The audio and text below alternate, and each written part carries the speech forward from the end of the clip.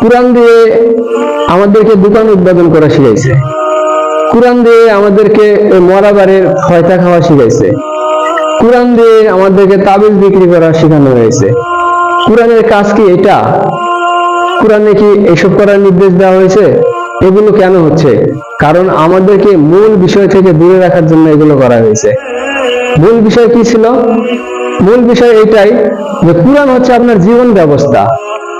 এই কোরআন দিয়ে আপনার জীবন চলবে, আপনার সমাজ চলবে, আপনার রাষ্ট্র চলবে। অর্থাৎ আমরা লা ইলাহা ইল্লাল্লাহ মানে তাওহীদের, আমাদের লা ইলাহা ইল্লাল্লাহর মাথা নাই, মানে আমরা হচ্ছে যে তাওহীদ বুকের ভিতরে লালন করি, এই তাওহীদের মাথা নাই। আমাদের কোরআন দিয়ে চলবে হচ্ছে রান্নাঘর থেকে জাতিসংঘ পর্যন্ত আমাদের কোরআন থাকবে।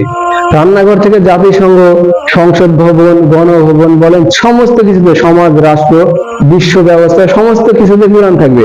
এই কোরআন দিয়ে সবকিছু চলবে। কিন্তু আমরা কি করছি? এই কোরআন এর আসল কাজ রেখে আমরা কোরআন দিয়ে দোকান উদ্বোধন করে বেড়াচ্ছি, কোরআন দিয়ে হচ্ছে ওই মরাবাড়ি ফয়তা খেয়ে বেড়াচ্ছি।